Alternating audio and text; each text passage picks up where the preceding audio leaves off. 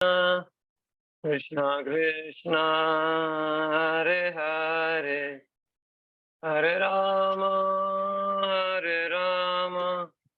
राम राम हरे हरे हरे कृष्ण कृष्ण कृष्ण हरे हरे हरे राम राम राम हरे हरे हरे कृष्णा कृष्ण कृष्ण हरे हरे हरे राम राम राम हरे हरे हरे कृष्णा कृष्ण कृष्ण हरे हरे हरे राम राम राम हरे हरे हरे कृष्णा कृष्ण कृष्ण हरे हरे हरे राम राम राम हरे हरे हरे कृष्णा कृष्ण कृष्ण हरे हरे हरे राम राम हरे हरे कृष्णा कृष्ण हरे हरे हरे राम राम हरे हरे हरे कृष्णा कृष्ण कृष्ण हरे हरे हरे राम राम राम हरे हरे जय गोपीनाथ श्री राधे जय गौरनिताय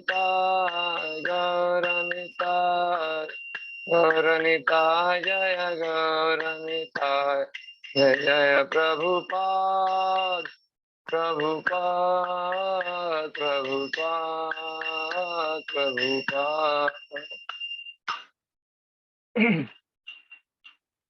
हरे कृष्णा।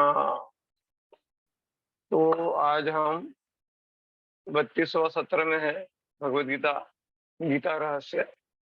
उपस्थित सभी भक्तों का स्वागत है। तो कल हम देख रहे थे कि 3 प्रकार के कर्म होते हैं, कर्म, विकर्म और अकर्म। तो भगवान क्या रिकमेंड कर रहे हैं कि हमको क्या करना चाहिए? अकर्म करना चाहिए या फिर कृष्ण भावना भावित कर्म करना चाहिए, क्योंकि बिना कर्म करे तो हम नहीं रह सकते। कर्म तो करना ही पड़ता है, लेकिन जब हम भगवान के लिए यज्ञ अर्थात कर्मण अन्यत्र लोकोयम कर्म बंधन, जब भगवान के लिए कार्य किया जाता है तो कर्म बंधन नहीं होता। जब हम विकर्म विकर्म करते हैं या फिर क्या बोलते हैं उसको,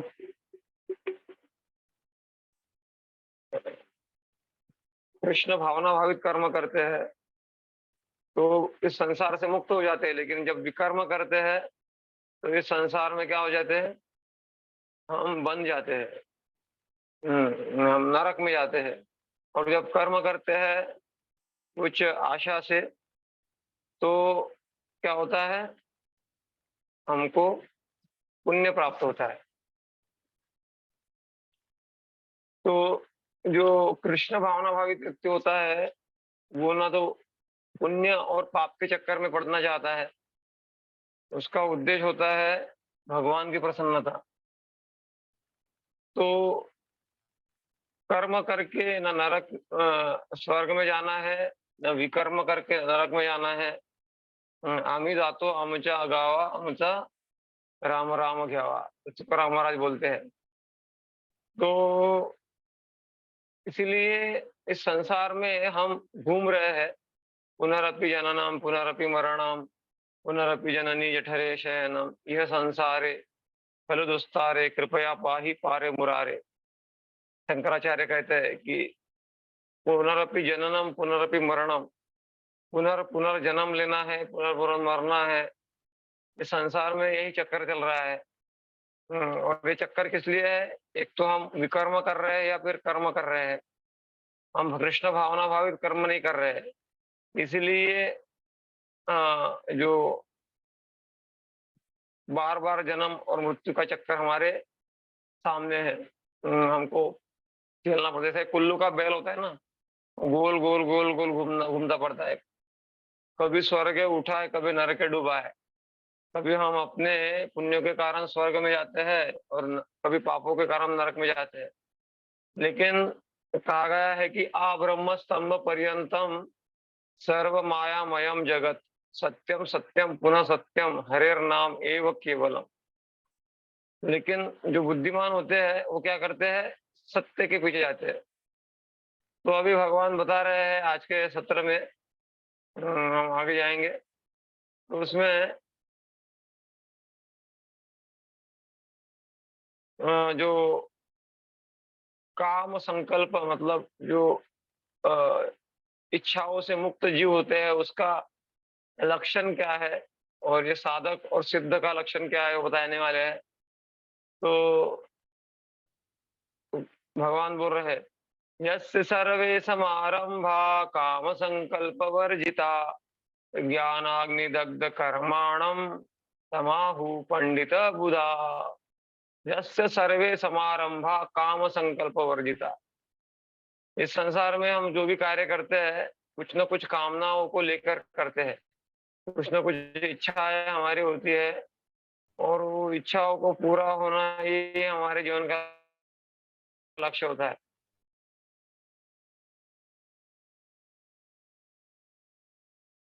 लेकिन जो एक भक्त होता है वो लेकिन कोई उसकी फल की आकांक्षा नहीं होती है कि मुझे ये मिलेगा वो मिलेगा। तो काम संकल्प, क्योंकि उसके पास में कौन सी अग्नि है? ज्ञानाग्नि दग्ध कर्माणम। और इस प्रकार के ज्ञान में वो स्थित होता है क्योंकि जीवेर स्वरूप है कृष्णेर नित्य दास। उसका एकमात्र इच्छा होता है मुझे भगवान की सेवा करना है। तो सेवा यही उसके लिए वेतन होता है। दास करी वेतन मोरे देह प्रेम धन, ऐसा बोलते हैं। दास करी वेतन मोरे, हमारा वेतन क्या, भक्त का वेतन क्या होता है कि हम भगवान की सेवा करें, भगवान के बारे में चर्चा करें। ये वास्तव में जो है भक्त का ये वेतन होता है। उसको और कोई इच्छा नहीं होती है। जैसे रुद्रासुर प्रार्थना करते हैं कि वो कहते हैं कि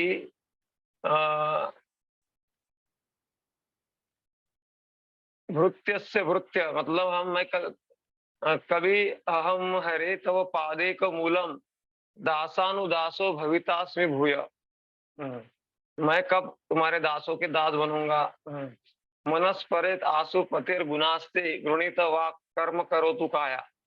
तो भक्तों का जो एस्पिरेशन होता है, जो मनोकामना होती है, वो भगवान को प्रसन्न करने के लिए होती है। इसीलिए भक्ति का डेफिनेशन क्या है कि काम का अर्थ क्या है कि आत्मेंद्रिय प्रीति वांछा तारे भले काम, कृष्णेन्द्रिय प्रीति वांछा तरे प्रेम नाम।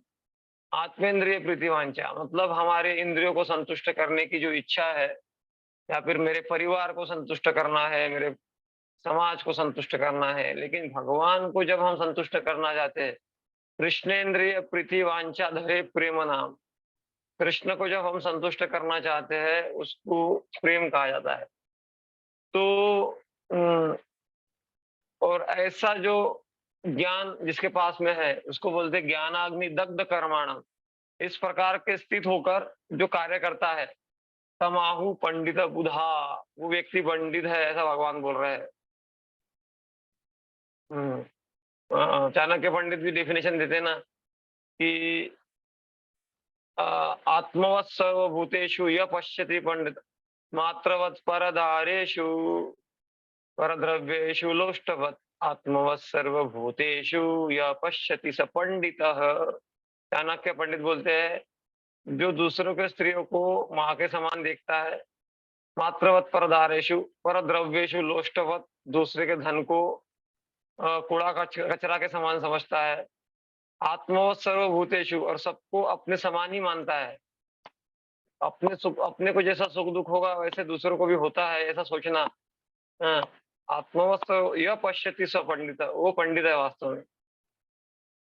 तो पंडित का डेफिनेशन ये भी एक बार भगवत गीता में एक जगह भी बोलते हैं, वो आएगा श्लोक कि विद्या विनय संपन्ने ब्राह्मणे गविहस्तिनि शुनि चैव स्वपाकेश पंडिता समदर्शिना। उस श्लोक में भी आते पंडिता।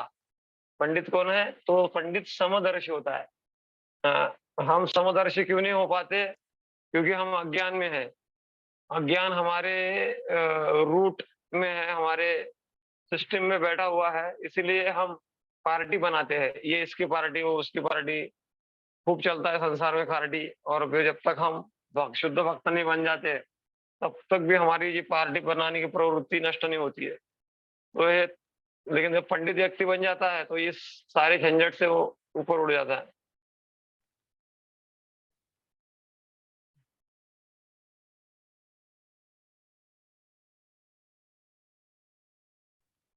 तो जो पूरे ज्ञान में होता है, वो ज्ञान में जो स्थित होता है, तो वो इंद्र तृप्ति के लिए कार्य नहीं करता है। वो क्या करता है? उस केवल कृष्ण की प्रसन्नता के लिए कार्य करता है। और वो जो ज्ञान है वो क्या करता है? जला देता है सारे। अप्रारब्धम फलम पापम कूटम बीजम फलोन्मुखम क्रमेण एव प्रलीयेत विष्णुर्भक्तिरतात्मना। तो अप्रारब्ध है, प्रारब्ध है, कूट है, बीज है। तो विष्णु भक्ति में जो रत है व्यक्ति, अपने इस भगवान के प्रति सेवा के कारण उसमें एक विशेष ज्ञान जागृत हो जाता है। उस ज्ञान के कारण वो अपने सारे कर्मों को जला के भस्म कर देता है। ज्ञानाग्नि दग्ध कर्माणम तमाहु दग्ध कर्माणम।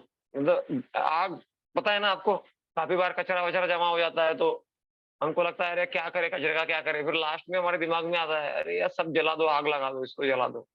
पता है कि आग लगाने के बाद में पूरा भस्म हो जाता है, उसका मतलब लेश मात्र भी रहता नहीं है।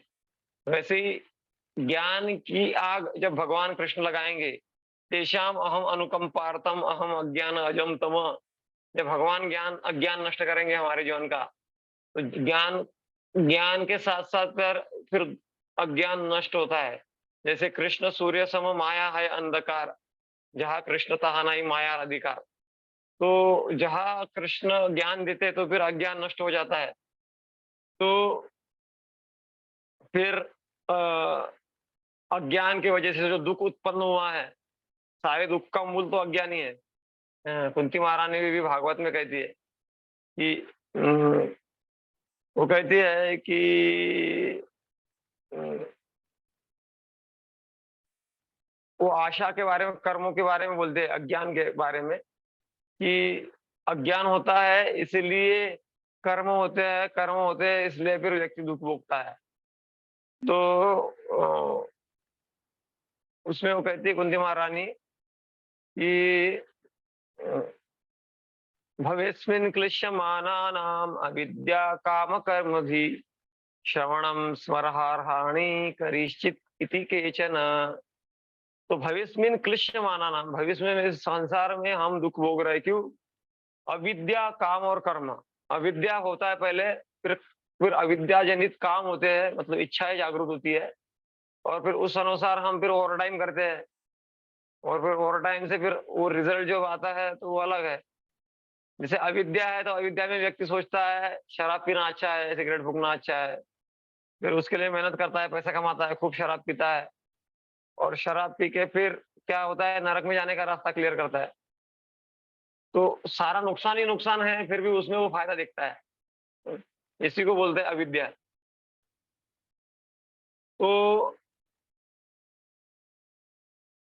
तो ज्ञान ज्ञान में कौन स्थित है?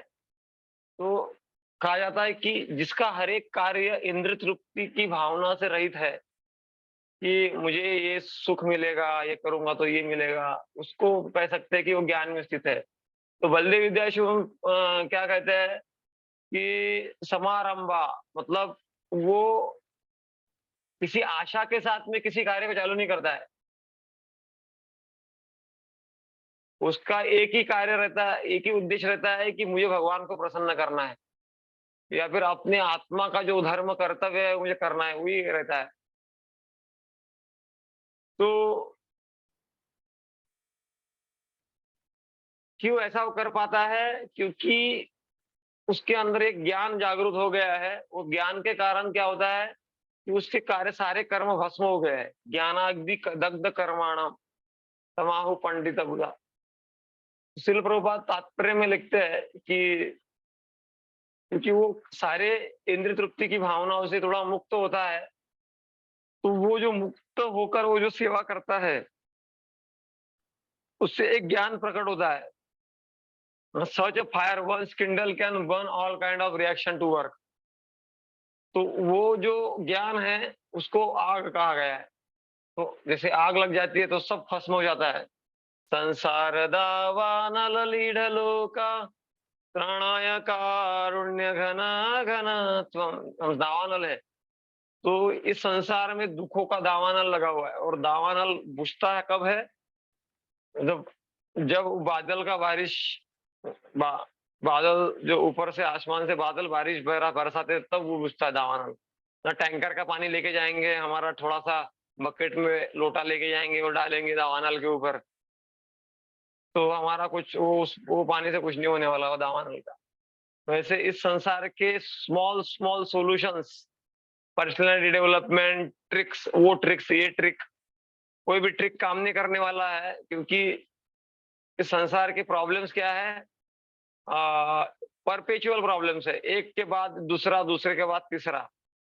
तो हम इसको खत्म तभी कर सकते हैं जब, जैसे दावानल को बादल का पानी आने से ही वो खत्म होता है, वैसे ही हमारे हृदय में जब असली ज्ञान प्रकट हो जाएगा, साक्षात्कार, एक तो होता है पंडित बनना और एक होता है थोड़ा अनुभव करना। जब हमारे जीवन में अनुभव जन्य ज्ञान हो जाएगा, तो हम क्या होंगे, स्वाभाविकता से ही क्या होंगे, इससे मुक्त हो जाएंगे, एक कर्मों से, रिएक्शन ऑफ मतलब कर्मों के चक्कर से मुक्त हो जाएंगे। त्यक्त्वा कर्म फलासंग तृप्तो निराश्रय कर्मण्य अभिप्रवृत्तोऽपि नैव किंचित करोति सः। त्यक्ता कर्म फल संग, ये बार बार भगवान ने बोला है गीता में। क्या होता है कि हम ये चीज भी समझनी पड़ेगी कि कर्म के फल की आशा नहीं करना मतलब कोई गोल नहीं रखना, ऐसा नहीं है।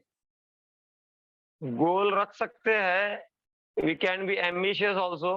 कोई एम्बिशियस भी हो सकता है कि कृष्ण की सेवा के लिए मुझे 50 करोड़ का डोनेशन लाना है, वो एम्बिशन रखा जा सकता है। या फिर 5 लाख का लाना है या 500 रुपए का लाना है। एक्चुअली क्या है कि हमारा प्रॉब्लम क्या है कि कृष्ण की सेवा की जब बात आती है तो हमारा एम्बिशन पूरा डाउन चला जाता है।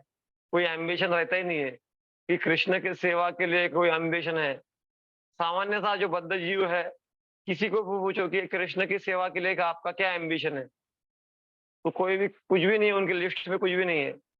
लेकिन उनका पर्सनल लाइफ का एम्बिशन पूछो तो पूरा लिस्ट ही आ जाएगा, मुझे ये करना है, 5 साल में मुझे ये करना है, 10 साल में ये करना है, वो करना है। तो क्योंकि एम्बिशन जैसा the energy flows where intent goes, ऐसा इंग्लिश में कहावत है। तो हमारा क्योंकि भाव ही नहीं है कृष्ण की सेवा करने का, द भाव ना होने के कारण या हमारा इंटेंशन ना होने के कारण क्या हो जाता है कि सेवा का मौका भी मिलता है तो हम वो कर नहीं पाते, हम एक्सक्यूज दे देते हैं। We give excuses, so many excuses, और बहुत सारे एक्सक्यूज हम देते हैं। और यही माया का चीटिंग है, हम समझ नहीं पाते। क्योंकि माया का तो एक्सपर्टली हम सेवा कर रहे हैं, कंपनी में तो एक्सपर्टली जॉब कर रहे हैं, ओवर टाइम भी कर रहे हैं, प्रमोशन भी अच्छा काम करके प्रमोशन ले रहे हैं, सब कर रहे हैं। लेकिन जब कृष्ण सेवा की बात आती है तो माया हमको ऐसा घुमा देती है चक्कर की कृष्ण की सेवा से हम अपने आप को दूर कर देते हैं। तो लेकिन कृष्ण का भक्त क्या होता है, त्यक्त कर्म फला संग। तो वो एम्बिशियस होता है बट ही अंडरस्टैंड, मतलब वो समझता है कि वो करता नहीं है। कर्ता अहम इति अहंकार विमूढ़ आत्मा, अहंकार विमूढ़ जो होते हैं, अहंकार से युक्त विमूढ़ मूर्ख लोग जो होते हैं, वही वास्तव में अपने आप को कर्ता समझते हैं। लेकिन जो जानता है कि सब कुछ everything is supplied by Krishna, even my intelligence is, मेरा जो बुद्धि है वो भी भगवान ने दिया है, तो वो इसीलिए नित्य तृप्त रहता है और किसी भौतिक संसा चीजों के प्रति आश्रय नहीं लेता है। केवल उसका एकमात्र आशा मम चरण है तुम्हारा, भगवान के चरण ही एकमात्र आशा रहता है उनका।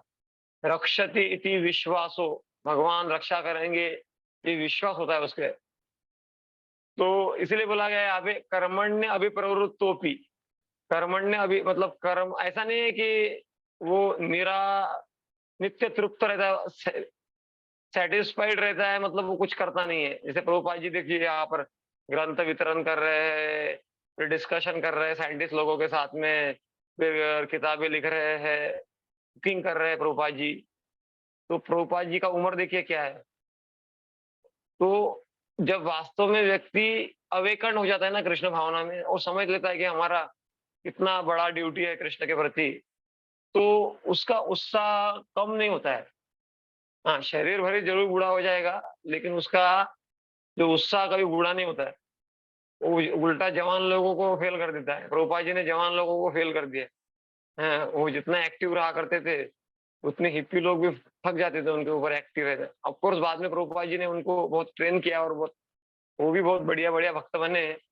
लेकिन यही कर्मण्य प्रवृत्तोपि नैव किंचित करोति, तो हालाँकि वो सब कुछ कर रहे हैं, लेकिन सब कुछ करके भी कुछ नहीं कर रहे हैं। क्योंकि वो जैसे एक कल ही उदाहरण मैंने दिया था कि जो देश का सैनिक होता है, वो मारता है लोगों को और लेकिन मारने के लिए उसको जेल में नहीं डाला जाता है। मतलब जो अपोजिट पार्टी है, शत्रु सैनिक, उसको उल्टा परमवीर चक्र दिया जाता है। इसी प्रकार से भगवान के लिए कृष्णा भावना भावित होकर जब कार्य करने का प्रयास किया जाता है, तो कार्य करते हुए भी हम बनते नहीं हैं। तो इसी को बोला जाता है पूर्ण ज्ञान में स्थित होके, तो यहाँ पे अलग कार्य हम कर रहे हैं, तो वो अनासक्त रहता है, वही बात बोल रहा था मैं। इसलिए वो मुक्त रहता है बॉन्डेज से। तो इस संसार में जो भी कार्य करते हैं, अगर वो इंद्र तृप्ति की भावना से किया जा रहा है, तो उसका परिणाम होता है यही संस्पर्शजा भोगा दुःख योन एवते, दुःख ही परिणाम होता है। क्योंकि भोग से रोग होता है। हाँ, तो इस संसार में देखा गया है कि लोग भोग करते हैं, फिर उनको रोग हो जाता है, फिर योग करते हैं, योग से थोड़ा शरीर अच्छा हो जाता है, फिर भोग करते हैं, फिर रोग हो जाता है, फिर योग करते हैं। तो ये संसार में क्या है कि लोग योग का असली उद्देश्य समझ ही नहीं पाए। योग को वो एक पैचअप सॉल्यूशन के जैसा यूज कर रहे हैं। लेकिन योग मतलब क्या है? यम नियम आसन प्राणायाम प्रत्याहार धारणा ध्यान समाधि। तो योग में आसन और प्राणायाम इतना ही नहीं है, प्रत्याहार धारणा समाधि, ये सारी चीजें उसमें है। तो यहाँ पे लक्षण दिए गए हैं कि वो क्या करता है जो फिर भगवान की प्रसन्नता के लिए कार्य करता है, वो प्रेम से भावना भावित होके कार्य करता है। मतलब जैसे एक बेटा होता है, माँ के लिए जब स्कूल में भी जाता है तो माँ के लिए उसका प्रेम रहता है, तो माँ का स्मरण होता ही है ना। तो इसीलिए वो भगवान का स्मरण हमेशा करता है और उसको अपने मेंटेनेंस की भी चिंता नहीं रहती है कि अरे मेरा ये मेंटेन होगा कि नहीं, वो मेंटेन होगा कि नहीं। क्योंकि उसको पता है कि ये एक छोटा बच्चा होता है, उसको चिंता, जैसे वो जा रहा है, उसकी माँ अमेरिका जा रही है, तो छोटे बच्चों को चिंता होती है क्या है कि मेरा वीज़ा का क्या होगा, फिर मेरा टिकट कौन निकालेगा, फिर मुझे खाने के लिए कौन देगा, फिर मुझे ठंडी लगेगी तो पहन। वो पूरा शरणागत होता है। तो शरणागत का ये लक्षण है। एक तो है कि जो कुछ करना चाहता है, कर करके तो वो भगवान बोलते हैं उसको, यत् करोषि यत् अश्नासि यत् जुहोषि ददासि यत् तपस्यसि कौन्तेय तत्पुरुषः मदर्पणम्। एक एक लेवल है। मतलब ठीक है, तुम कुछ करना चाहते हो, जो भी करना चाहते हो मुझे अर्पण करो। और एक दूसरा लेवल है जिसमें भगवान बोलते हैं, जो गीता का लास्ट श्लोक, सर्वधर्मान् परित्यज्य मामेकं शरणं व्रज अहं त्वां सर्व पापेभ्यो। तो शरणागति का एक अलग लेवल होता है। इसीलिए वो कुछ जमा करके रखना नहीं चाहता कुछ भी। हुँ, और इस उसकी ड्यूटी बहुत बेस्ट वे से करता है वो, ऐसा नहीं है वो केयरलेस नहीं होता अपनी ड्यूटी में। तो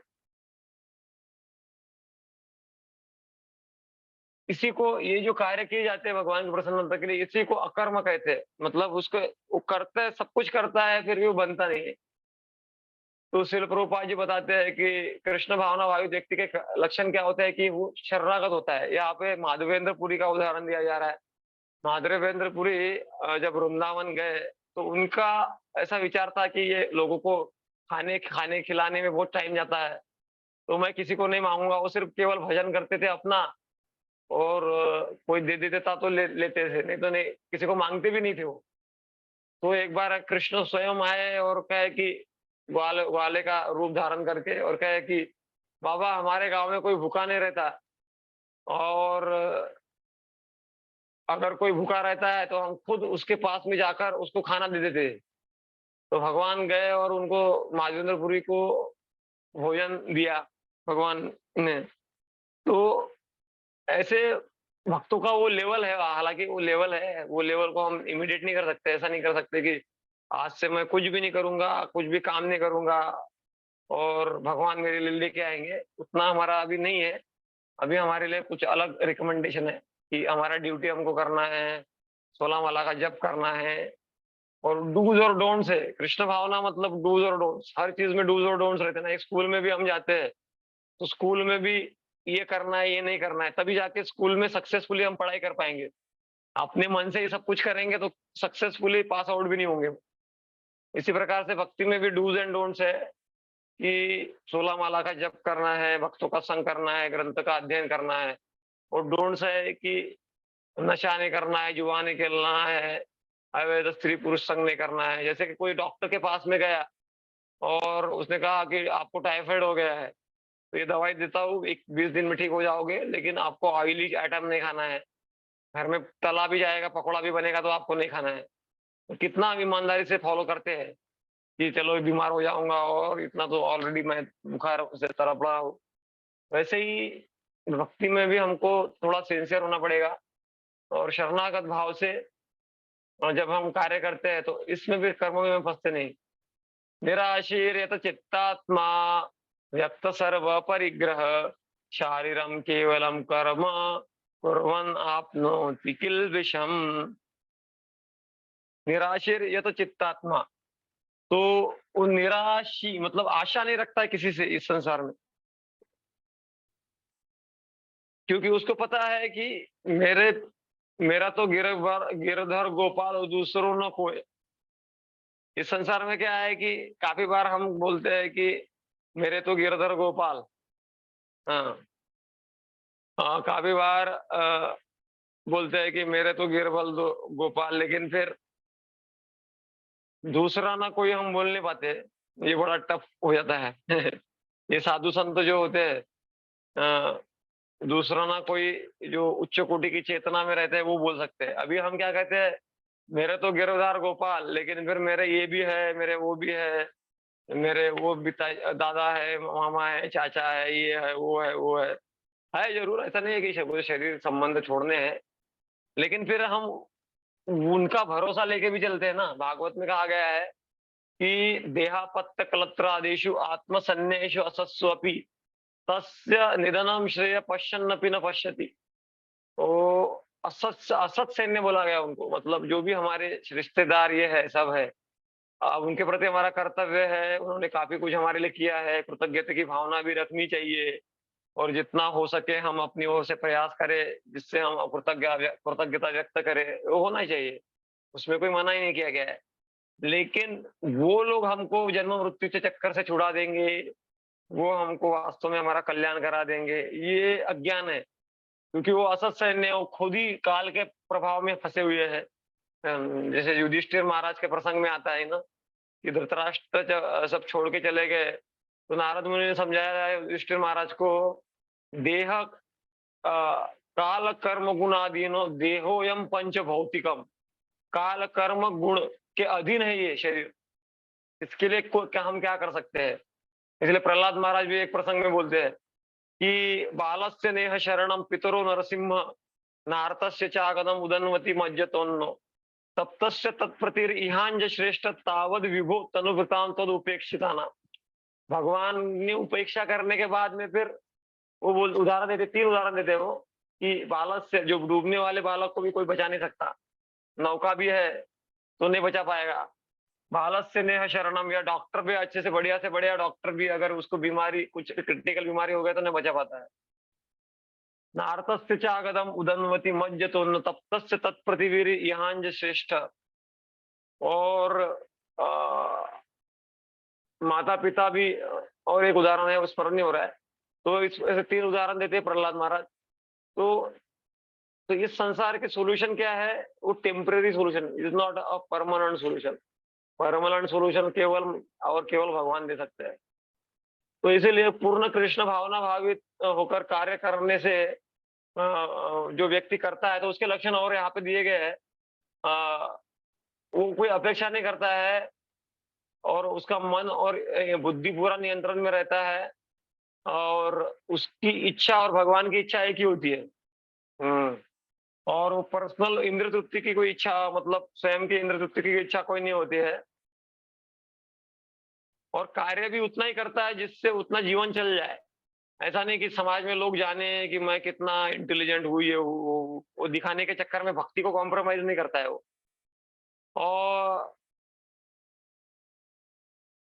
और जैसे पशु की तरह उसका कोई अधिकार क्षेत्र हो जमाता नहीं, इवन वो अपने शरीर को भी अपना नहीं मानता है।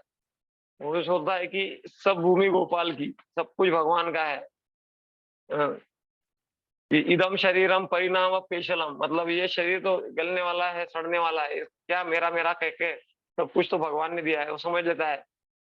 तो इसीलिए वो पूरा लगा रहता है आत्म साक्षात्कार के विज्ञान में। और उसको ऐसा लगता नहीं कभी कि अरे अभी जीवन चलाना है तो कुछ तो भ्रष्टाचार तो करना ही पड़ेगा, कुछ तो गोलमाल।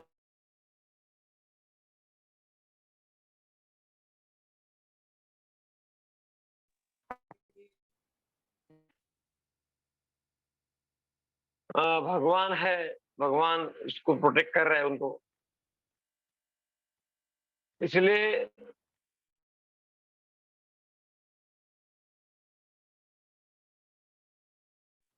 अच्छे से कार्य करने का आर्ट क्या है?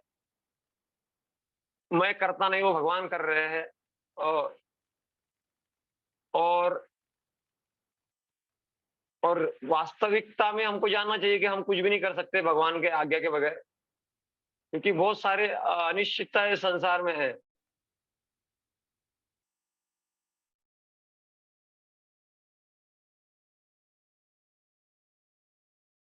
तो इसलिए हमको श्रद्धा, जैसे हनुमान में आग लगा दिया, उनके पूछ में भी आग लग गया, लेकिन क्योंकि वो राम जी की सेवा में थे, तो सीता माता ने प्रार्थना किया था कि हनुमान जी के पूछ को आग लगी है लेकिन उसको अग्नि का कोई असर ना हो, अनुभव ना हो। तो वो आग वो एसी के जैसा काम कर रहा था, ठंडा ठंडा उनको लग रहा था। तो अ, और वो कोई अपने कोई भी कार्य करता है तो उसका क्रेडिट नहीं लेता है कि मैंने किया, कॉलर नहीं बढ़ाता है अपना आगे। तो और वो जानता है कि सब कुछ तो भगवान ही दे रहे हैं, तो क्रेडिट भी भगवान को ही देता है। तो हनुमान जी का ये बोल रहा था, उदाहरण दिया गया है। तो इसीलिए हमारा मोटिव क्या होना चाहिए? कुछ भी कार्य करते हैं तो जो भी कार्य हम करते हैं तो उसके पीछे हमारा मोटिव होना चाहिए कि ये हमारे शुद्धिकरण के लिए हम कर रहे हैं। हाँ, हाँ।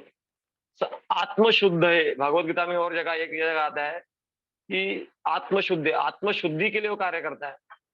हम्म। क्योंकि वो जानता है कि हर चीज जो है वो भगवान ने ही किया हुआ है, हर कुछ तो भगवान ही कर रहे हैं। जैसे जैसे प्रभुपाद जी भी जानते थे कि भगवान ही मुझे मदद कर रहे हैं। जैसे प्रभुपाद जी ने क्या लिखा इस कविता में, नाचाओ नाचाओ प्रभु नाचाओ से मते। नाचाओ नाचाओ मतलब मुझे नचाओ प्रभु, क्योंकि भगवान नचा रहे हैं सबको, हम सब कठपुतलियां है। और ये उसके मन में भावना रहती है कि मैं ना भगवान को मदद कर रहा हूँ, ना लोगों को मदद कर रहा हूँ। मैं अपने आप को ही शुद्ध कर कर अपने आप को मदद करने का प्रयास कर रहा हूँ। ऐसा नहीं है कि कुछ मैंने किया अच्छा, तो मैंने लोगों को मदद किया, मैंने भगवान को मदद भगवान के कभी-कभी तो भगवान की सेवा कभी किसी को दिया जाता है तो उसको लगता है भगवान के ऊपर ही हमने उपकार कर दिया। ऐसा भी होता है कलयुग का प्रभाव से क्या-क्या लोग सोच लेते हैं। कभी-कभी भगवान सेवा देते हैं कृपा करके और फिर सेवा करता है व्यक्ति सोचता है मैंने अभी हर कोई नहीं सोचता होगा लेकिन ज़्यादातर बद्धअवस्था में क्या नहीं सोचेगा कोई गारंटी नहीं है। तो वो ऐसा भी सोच लेता है कि मैंने भगवान के लिए ऐसा किया, मैंने भगवान के लिए वैसा किया।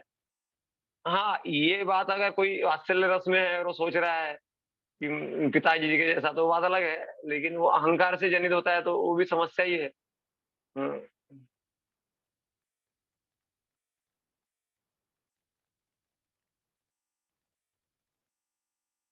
इसीलिए जो एक भक्त होता है वो भगवान के बिहाफ में कार्य कर सोल्जर का उदाहरण दिया जा अर्जुन का उदाहरण दिया जा रहा है यहाँ पे।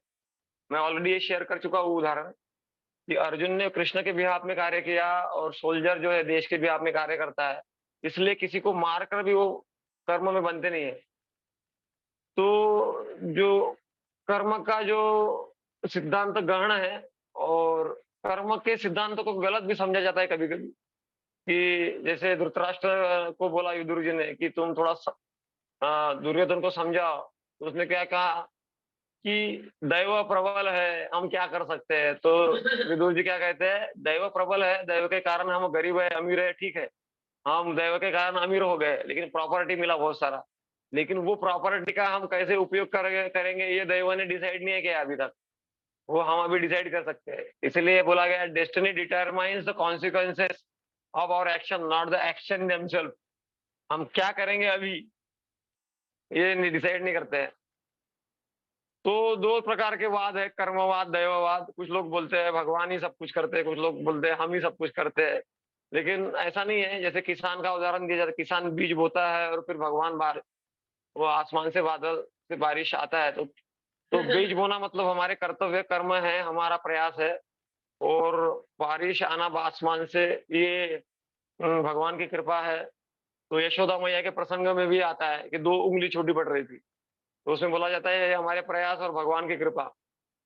तो ये एक्चुअली मैच्योर अंडरस्टैंडिंग है भक्ति का। तो